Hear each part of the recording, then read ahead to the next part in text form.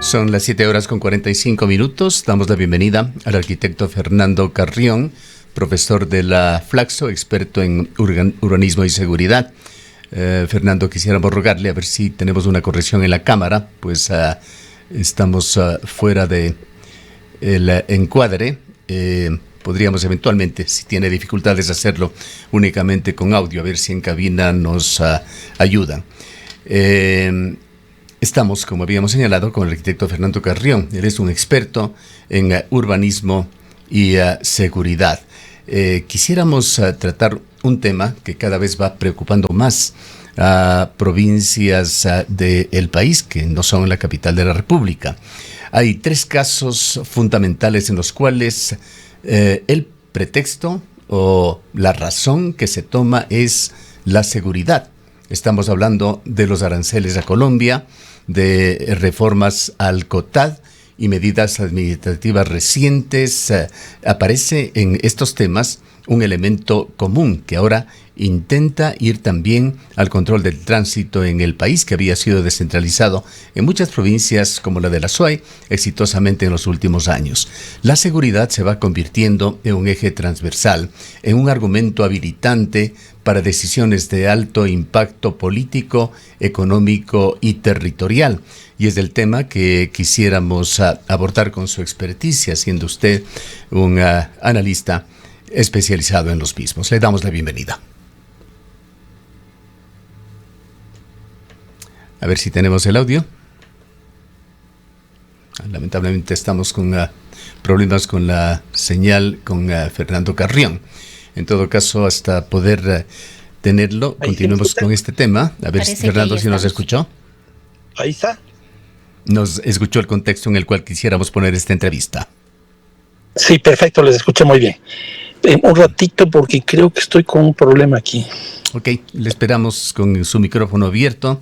En todo caso, en el conflicto arancelario, el gobierno ha justificado el incremento progresivo de la tasa de seguridad del 30 al 50, ayer ya al 100%, señalando falta de acciones concretas de Colombia en materia de seguridad fronteriza. En el caso COTAD, la Comisión de Fiscalización afirma que la descentralización se ha transformado en un factor de riesgo y propone revertir competencias municipales cuando existan indicios de infiltración criminal.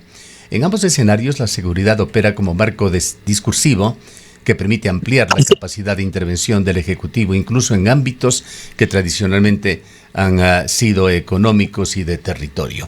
Creo que ahora estamos y podemos escucharle su análisis sobre este tema. Esa utilización como eje transversal del gobierno del tema de seguridad para tomar decisiones que tienen efectos profundos en el país. La última, la más reciente, la Comisión de Fiscalización, que anuncia ya intervención en los centros de revisión vehicular y en el manejo de tránsito descentralizado desde las provincias. Le escuchamos. Y cuando uno mira las encuestas de opinión pública, la principal demanda que tiene la población es justamente la de la seguridad. El tema de la violencia ha crecido y ha desbordado de una forma impresionante. Entonces, esto ha hecho que casi todas las políticas tiendan a buscar una reducción de la violencia y en esa medida, obviamente, lo que está ocurriendo es que al menos las políticas más fuertes tienen este sentido. Lo que acabamos de vivir el día de ayer con la relación con Colombia es parte de esta situación. Es decir, ¿qué sentido tiene poner 100% de aranceles, que en realidad es una tasa de seguridad, es el nombre que ha puesto el gobierno, cuando en la realidad lo que va a ocurrir con aranceles del 100% es que el comercio de Colombia al Ecuador va a ser imposible, porque subir al 100% los precios de los productos que vienen de Colombia es imposible, nadie los puede pagar, de tal manera que eso no va a funcionar. Y entonces lo que está ocurriendo es justamente esta lógica de la violencia, esta lógica de la demanda por seguridad por la población, que se ha convertido en el elemento central, porque la población es la víctima colectiva. Y entonces con eso busca una sintonía mayor con la sociedad para el desarrollo de las políticas y para confrontar con la oposición. Siendo usted uno de los expertos reconocidos por sus méritos en seguridad urbana, conjugando con violencia, gobernanza, políticas territoriales en Ecuador y la región, ¿le preocupa estas políticas gubernamentales? Vayamos desmenuzándolo poco a poco. ¿Hasta qué punto la seguridad se está convirtiendo en el marco justificatorio para decisiones de todo tipo, que en realidad muchísimas de ellas responden más a intereses económicos o políticos? No, es absolutamente preocupante. Nuevamente el caso de las relaciones con Colombia. ¿Cómo es posible que con nuestro socio comercial creo que es el segundo en realidad, entremos en una lógica de este tipo simplemente por el tema de la seguridad? Por lo menos eso es lo que aparentemente se esgrime en términos de relaciones públicas. Pero lo que está afectando es un comercio que genera crecimiento económico, que genera empleo, que genera estabilidad. Hoy día la frontera ecuatoriana está viviendo una crisis, pero francamente muy, muy preocupante. De tal manera que si bien se puede argumentar en esto de que no tenemos un apoyo para la seguridad, pues esto tampoco ayuda mucho, porque en realidad de esto lo que va a generar es un incremento de la inseguridad, porque por ejemplo, lo que va a empezar a pasar y que ya está pasando es el incremento de lo que significa el contrabando, lo que significa esas economías ilegales que existen y han existido desde hace mucho tiempo entre Colombia y Ecuador, pero se van a fortalecer aún más. Y entonces una medida que tiene un cierto sentido de seguridad, pues lo que va a afectar de forma explícita es también la seguridad, ¿no? Arquitecto Carrión, muy buenos días. Otra de las preocupaciones es ¿qué se ha hecho? ¿Cuánto se ha recaudado ya de esta tasa? Inicialmente en el 30%, luego en el 50%, desde el 1 de mayo en el 100%. ¿Cuánto se ha recaudado? ¿A dónde han ido esos dineros? ¿Cuánto se ha invertido de esta tasa efectivamente en materia de seguridad? Conocemos poco o nada sobre las actuaciones del gobierno ecuatoriano en la frontera con Colombia, que es ahora precisamente el motivo o a través de esta situación es la que justifica el presidente de la República este incremento al 100%. Claro, la falta de información es clarísima. La única información que tenemos es que la balanza comercial se ha revertido, porque nosotros teníamos una balanza comercial negativa muy fuerte y hoy día tenemos una balanza comercial positiva. Pero eso se explica por el hecho de que nosotros ya no estamos importando desde Colombia justamente por los aranceles. Entonces me parece esa una explicación poco seria y que, como usted mismo está señalando, es decir, cuánto hemos recaudado para la seguridad y cuánto de esa recaudación se está justamente invirtiendo en la zona fronteriza, que tampoco es una cantidad muy significativa. Pero de todas maneras sí vale la pena que se transparenten las cifras y que tengamos una claridad respecto de esto. Ahora, en las relaciones con Colombia, yo creo que una de las cosas que está este rato jugándose es el tema de las elecciones en Colombia, que tenemos la primera vuelta a fines de mayo, el 30 de mayo creo, o 31 de mayo, y luego en junio la segunda vuelta. Y entonces me da la impresión que a través de esto como que se quisiera generar algún nivel de influencia para que el candidato que está apoyando Gustavo Petro no llegue a la presidencia, Cepeda. Pero me da la impresión que una cosa de este tipo más bien lo que tiende es a fortalecer las lógicas nacionalistas alrededor del presidente de la República. Y por lo tanto tampoco va a ser algo que le beneficie al proceso electoral colombiano en la línea de lo que se supone el presidente podría querer. En cuanto al destino de los fondos que se argumentan vienen por la seguridad, hace muy pocos días analizábamos con un distinguido analista económico que solamente de ese 3% que se elevó el IVA a inicios del gobierno de Daniel Noboa, solo un 15% se lo había aplicado para presupuestos en seguridad. El resto se fundió en el presupuesto general del Estado. La pregunta de fondo que quisiera hacerle es sobre los riesgos institucionales que se van creando cuando la seguridad se usa como una categoría expansiva que permite intervenir territorios, modificar competencias. Además, látigo en mano, el municipio de Cuenca ya enfrenta una sanción por no cumplir con las últimas normativas del COTAD. O también con lo que se intenta, me refiero a la seguridad, justificar medidas económicas? No, yo creo que esto va afectando a la institucionalidad pública de una forma muy fuerte, y aquí le afecta tanto al nivel nacional como al nivel local. Yo creo que, por ejemplo, estas reformas al COTAD del 70-30%, con la línea en la que están, pues va a afectar a los dos espacios. Lo mismo está ocurriendo con estas nuevas leyes alrededor de lo que significa el ordenamiento territorial.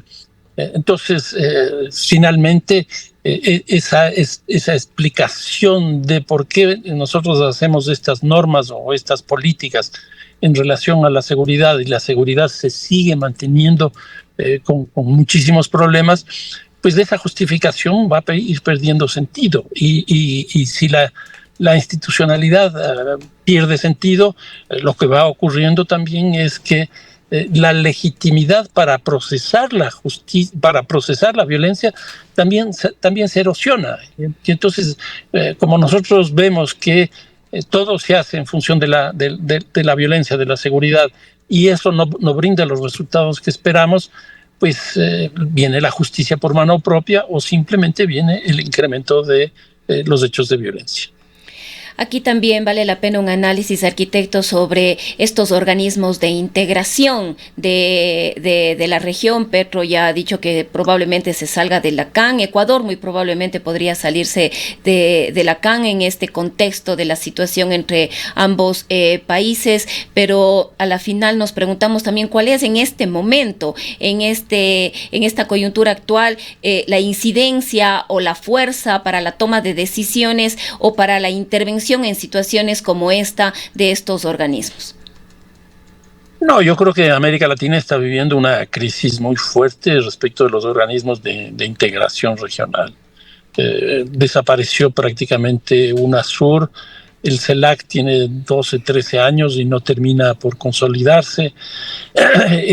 La Comunidad Andina de Naciones está con una debilidad crónica que ya prácticamente el presidente de Colombia ha decidido salirse de la CAN, con lo cual quedarían solo 3 países en ese contexto, que son Bolivia, Perú y Ecuador. Y entonces, en ese contexto no sé qué sentido tiene que sigue existiendo la CAN. Y la CAN había tenido ya algunas iniciativas interesantes respecto de seguridad, pero se quedó por fuera. Y si la integración se nos cae, yo creo que eso va a generar mucho más violencia. ¿Y por qué digo esto? Porque tenemos 3 países que producen la cocaína en el mundo, que es el caso de Colombia, el caso de Perú y el caso de Bolivia. Y tenemos 2 países que son los países de vínculo con los niveles de consumo más rentables del mundo, como es el caso de México con los Estados Unidos, y como es el caso de Brasil, que es el segundo país de consumo más grande del mundo, y que es además la puerta de entrada para Europa, para Asia, que hoy día es el mercado que va creciendo con más fuerza, y también el África. Y entonces, si nosotros no tenemos un organismo de integración que nos permita justamente hacer políticas conjuntas con México, con Brasil, con Colombia, con Perú, con Ecuador, pues esto va a seguir creciendo, y me da la impresión que eso es lo que va a ocurrir. En el tema de descentralización, la Constitución del 2008 y el COTAD fueron configurados como pilares de un Estado descentralizado y de los gobiernos autónomos como ejes del desarrollo territorial. Lo que se buscaba en Montecristi, en la nueva Constitución, era precisamente alejar la gestión pública de un Estado hiperconcentrado en la capital de la República. El día de ayer, nada menos que la Comisión de Fiscalización de la Asamblea, presidida por un ex correísta, controlada por ADN, ha afirmado que la descentralización se ha convertido en un factor de riesgo en el país. ¿Qué lectura hace usted de esta información cuando sabemos esto a ciencia cierta? Estamos seguros que usted lo compartirá, de que la centralización ha sido históricamente un sinónimo de desarrollo asimétrico del país. Basta con ver la red de carreteras del sur de Ecuador. No, esas declaraciones me parecen terriblemente peligrosas, porque eso a lo que conduce es una mayor recentralización, y me da la impresión que va en la misma línea de lo que viene haciendo el gobierno. La descentralización, pues en general en América Latina nació después de las dictaduras militares de los años 60 y 70.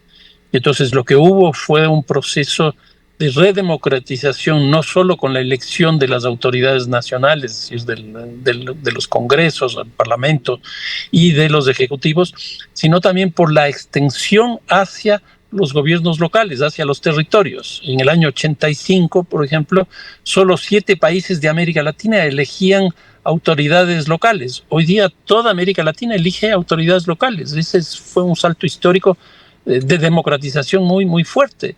Y luego ha habido la descentralización en términos de competencias, en términos de recursos económicos, que han ido fortaleciendo los territorios. Ahora aquí más bien el gran problema que ha habido es que la descentralización subnacional o la descentralización vertical, que es básicamente la búsqueda de equilibrios entre el gobierno nacional o el nivel nacional con los subnacionales, tiene un gran problema, que es la descentralización territorial, y que en esa línea no se ha ido.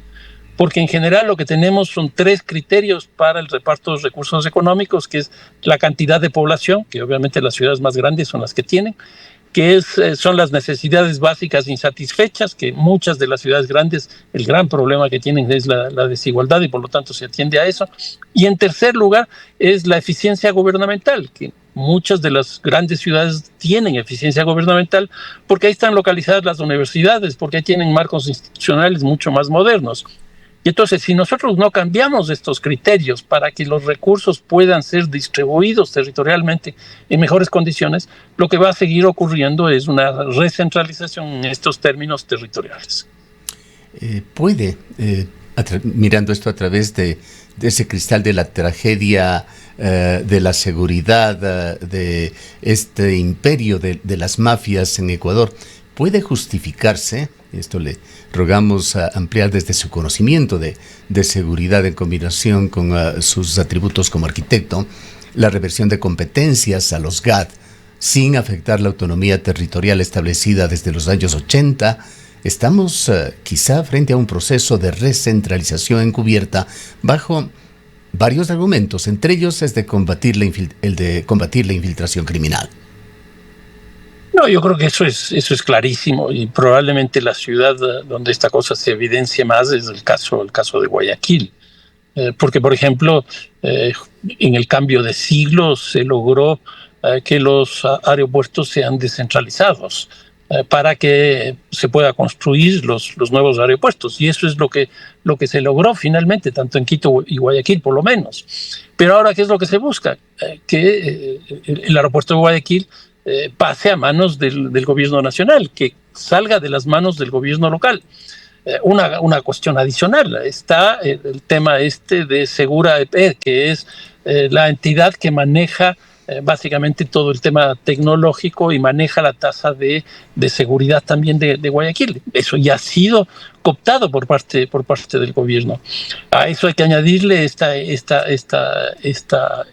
decisión de que la tasa de basura no lo cobre a través de las empresas o de las unidades de energía eléctrica, pues también está generando muchísimos problemas. Ha generado un caos también aquí en la ciudad de Cuenca. Exactamente. En todo lado. Y a eso se le suma estas últimas leyes, como esta del COTAD, que busca que se invierte el 70% y solo el 30% en gasto corriente. Entonces, hay un conjunto de iniciativas que van en esa perspectiva, y me da la impresión que eso se escribe en esta coyuntura política de las elecciones que vamos a tener en noviembre. ¿Y por qué esto? Porque ADN no tiene un solo alcalde, porque las últimas elecciones fueron en febrero del 2023 y el presidente Daniel Noboa asumió a finales del 2023, en noviembre, la presidencia de la República, y recién el año 24 lograron establecer lo que es ADN. Entonces, hoy día están con la búsqueda muy fuerte de ir captando al menos algunas municipalidades estratégicas en el país en este proceso electoral que se avecina. Ahora, arquitecto Carrión, ¿considera usted que realmente estas decisiones que de alguna manera afectan la autonomía de los gobiernos descentralizados, afectan estos procesos, estas aspiraciones de descentralización que con todos los errores en algunas ciudades como Cuenca nos atreveríamos a decir que ha funcionado, va a permitirle al presidente de la República alcanzar dignidades en al menos las ciudades como Quito, Guayaquil, Cuenca y otras, o más bien podría perjudicarlo? Más bien la idea es que en estas nuevas condiciones ya muchos movimientos, organizaciones y personas decidan más bien ya no participar.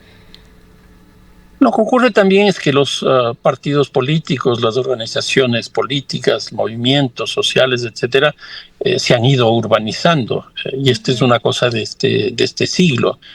Nosotros teníamos los partidos políticos tradicionales que lo único que hacían era pensar en el Estado Nacional. Entonces, en las campañas electorales, las propuestas de gobierno eran respecto del gobierno nacional. Pero hoy día ya esa cosa no es así. ¿Por qué? Porque ha habido un proceso de descentralización que ha llegado también al ámbito de los partidos y las organizaciones políticas. Y entonces, a mí me parece que un conjunto de medidas como estas que se están haciendo probablemente conduzcan a que la campaña electoral, todas estas propuestas se exacerben y lo que más bien ocurra es que nos están quitando los recursos, nos están quitando las competencias, etcétera, etcétera, y haya una reacción en contra de una propuesta de este tipo, de tal manera que podría ser incluso no beneficiosa para la iniciativa del gobierno en este sentido. Para finalizar, arquitecto Carrión, usted en algunas ocasiones nos ha dicho que sin una sinergia gobierno central y instituciones que tienen que ver con la seguridad en los GATS, entre ellos consejos de seguridad ciudadana, por ejemplo, no se podrá vencer a la narcodelincuencia en Ecuador. En lugar de provocar un divorcio, ¿qué papel deberían jugar los GAD en la seguridad ciudadana en coordinación con el gobierno central, y qué riesgos existen de que la seguridad se vaya más bien a convertir en una especie de instrumento más de disciplinamiento político para municipios y prefecturas? Lo que ocurre es que la seguridad o la violencia o la inseguridad se ha urbanizado. Hoy día es fundamentalmente urbana, lo cual no quiere decir que no haya violencia en la ruralidad. Existe también, en el campo existe también. Pero la mayor cantidad de hechos están concentrados en las ciudades. Y las ciudades son manejadas por los municipios. Muchos municipios del Ecuador hoy día están cobrando una tasa de seguridad. Pero lo lógico sería que esa tasa de seguridad, que es un aporte que hace la ciudadanía, pueda tener un incremento por parte del municipio que está cobrando esa tasa de seguridad y un aporte del gobierno nacional que está muy interesado en reducir la violencia, pues ahí podríamos tener una cantidad de recursos económicos a partir de los cuales hacer una propuesta en cada uno de los municipios, en cada uno de estas jurisdicciones territoriales. ¿Y por qué esto? Porque los municipios tienen dos cosas. Por un lado, conocen lo que ocurre en su jurisdicción, porque están ahí. En cambio, el gobierno nacional está muy distante y entonces eso le permite enfrentar de mejor manera una cosa de este tipo. Y en segundo lugar, no tienen justicia, no tienen policía y no tienen cárceles. Eso significa que no pueden hacer represión. Y entonces lo que pueden hacer es prevención. Y este rato lo que se necesita es prevención. Es decir, sí, el gobierno con la policía, con las Fuerzas Armadas, etcétera, está haciendo represión y con una fuerza relativamente importante, pero le faltaría este otro complemento. Y entonces, si se hace un acuerdo, si se hace un plan, si se hace una propuesta de consenso, de cooperación, etcétera, entre el gobierno nacional y el gobierno local, creo que se aportaría muchísimo a bajar las tasas de violencia en el país. Bien. Muchísimas gracias, arquitecto Carrión, por habernos atendido. Bueno, muchísimas gracias a ustedes también. Justamente para graficar más aún